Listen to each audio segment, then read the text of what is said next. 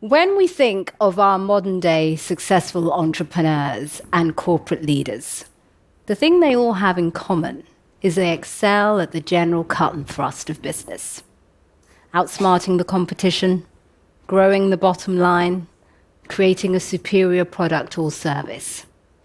But to become a business rock star, that rarefied category of a name we all know and admire, you need something else.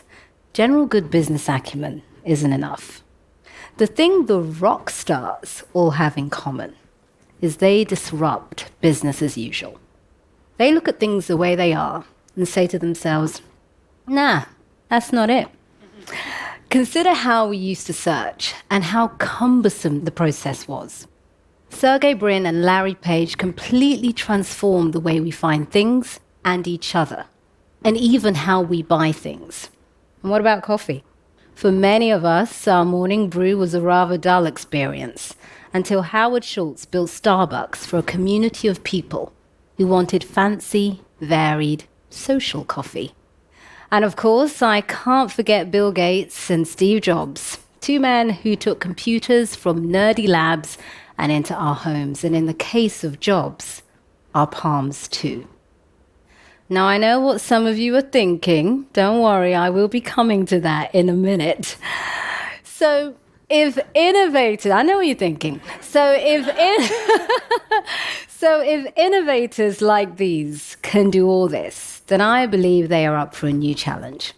A challenge that no one in business has fully cracked yet.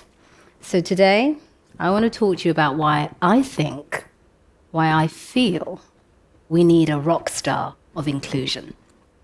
The diversity and inclusion agenda is one that most of us are sold on. We know it boosts creativity and profits and generally makes our lives richer. We've known this for a very long time, but if we're honest, progress has been slow. Nearly 90% of Fortune 500 CEOs are white males. And in the UK, where I'm from, they account for 90.4% of the top 20 roles in FTSE 100 companies. Now that's a status quo that is ripe for disruption. Disruptors are not afraid of doing the difficult. They push through discomfort. When others doubt, they see a better, more exciting, new way. A new way that others then emulate. A new way that eventually becomes the norm. When it comes to diversity and inclusion, we need bold disruptors who are uncomfortable with the status quo, even if the status quo benefits them. In fact, especially if the status quo benefits them. Now, the general thinking around D&I is that we have to get comfortable having uncomfortable conversations. But there's a step before that's often overlooked. Before uncomfortable conversations must come uncomfortable connections. And that's something I know a little about. I get paid, sometimes anyway, I get paid to do the two things that most people are uncomfortable doing: public speaking and talking to strangers. Now, the thing is, when I was a kid, my report card read, "must talk less." Luckily, I didn't listen. So for the past 25 years, I have been working in television, first as on-air talent, more recently as an executive focusing on D&I. My work as a host has meant that I've had to learn how to build meaningful connections quickly with all kinds of people from very different backgrounds, but it hasn't always been easy. There are neurological and anthropological reasons why we gravitate towards people that remind us of ourselves. There are unspoken codes of familiarity, codes that make us feel safe. We see this everywhere, at conferences, lunch halls, parties, even places of worship. Now, there's a palpable feeling you get when you don't connect with someone. Don't worry, I connect with you. It's awkward, it's horrible, and you just want it to be over. But if you push through to find common ground, even if it's small, just to get to the breakthrough, that's when the magic happens and something changes in both people. A game-changing moment came for me early on in my career when I was interviewing a high-profile actress who shall remain nameless. She was starring in a movie that was considered quite controversial at the time, and as a result had been subjected to countless insulting interviews. So by the time I got round to her, things were tense. And to make matters worse, we had absolutely nothing in common to fall back on, with her being a high-profile A-list actress and me an up-and-coming host. In that moment, I knew I had two choices. One, to carry on as we were, which would have been very uncomfortable for us both and probably ended in the interview being cut short. Or two, try and find a breakthrough. Now, this was a well-seasoned actress, and it wasn't a particularly big-budget movie. So I knew there had to be a bigger reason as to why she'd accepted the role in the first place. So I decided to focus on the character rather than the controversy. And she immediately opened up. And we were able to have a deep and thoughtful conversation that was actually enjoyable for us both. And she even thanked me at the end. I learned so much from that encounter in terms of what can happen when you don't give up on an uncomfortable connection, and how powerful it can be for both people. To this very day, that moment still serves as a template for me of what to do whenever I find myself in a similar situation. Now, if we are to move society forward, this is a journey we all have to make. However, I believe when it comes to the workplace, those with the most power and agency must make the biggest leap first. Let me tell you about John Landgraf, the CEO of FX.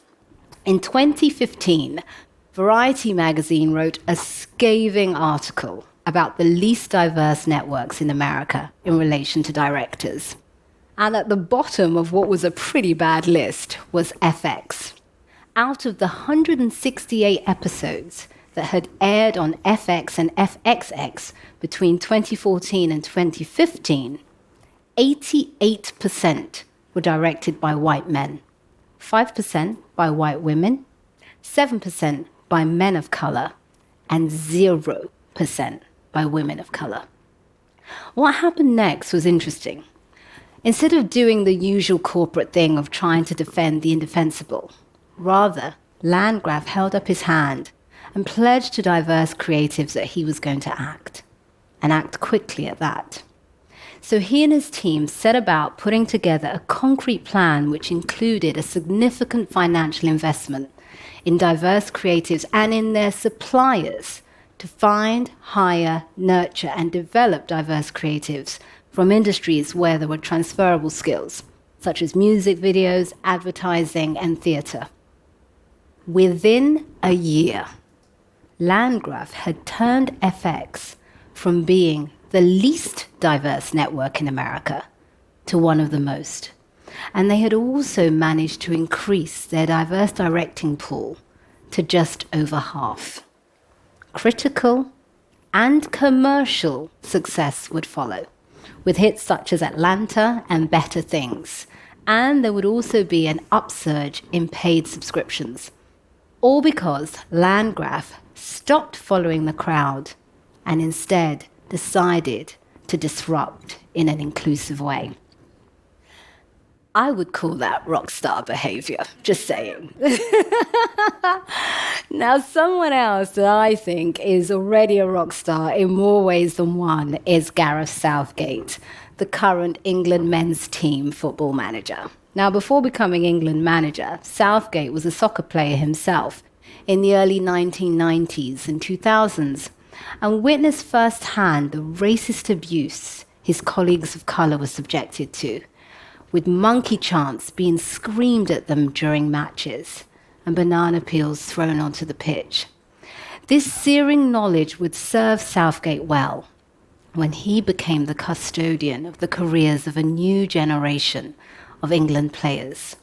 He knew he wanted to create a better world for his players, so he educated himself on racial injustice, and then did the same with the whole team by bringing in Owen Eastwood, a New Zealand performance coach whose modern-day interpretation of the Maori philosophy, waka papa, We are all connected, therefore we all belong, would become embedded in the psyches of the whole team.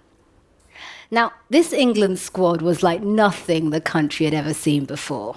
Vibrant with swagger, as the young people would say, ethnically diverse, and aligned to movements such as BLM. So when American players, led by Colin Kaepernick, decided to take the knee, Southgate's players did so too, in solidarity. A public backlash ensued. Rather than bow to public pressure, Southgate penned an open letter to the nation, saying, "I have a responsibility to the wider community to use my voice, and so do the players. It's their duty to continue to interact with the public on matters such as equality, inclusivity, and racial injustice, while using the power of their voices to help put debates on the table, raise awareness, and educate." There would soon be another moment of truth, when 3 of his black players, Marcus Rashford, Bukayo Saka, and Jadon Sancho, missed their penalties in the Euros finals. A barrage of torrid, racist abuse would follow. Again, Southgate stepped up and not only defended his players, but took the blame as coach. And the beautiful thing that also happened was because of the education piece that had gone before, the whole team rallied around the players, seeing an attack on one as an attack on them all. The unequivocal solidarity that Gareth Southgate has been able to create within this England team is truly a profile in courage. The level of emotional intelligence and understanding that he has displayed means that he is now leading one of the most unified sports teams in modern times. There's no reason this can't be a template for business too. There are hierarchies of inclusion that exist in every society, with those at the top on the inside and those at the bottom cast outside.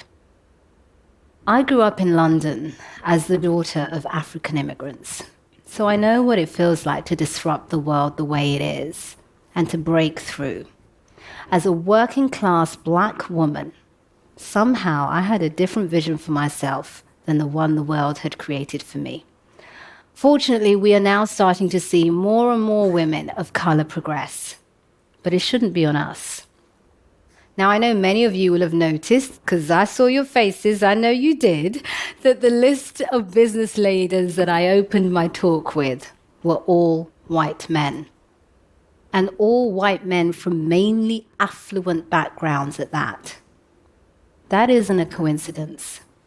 No one group has a monopoly on talent or ability, but as a result of the detrimental impact of imperialism and colonialism, up until very recently, at least from a Western perspective, this group has had a monopoly on access and opportunity. We are heading into some very turbulent times economically, and socially we're at a crossroads too. In the past, difficult times has often meant that diversity and inclusion has been put on a back burner. I would argue now is the time for us to dig deeper.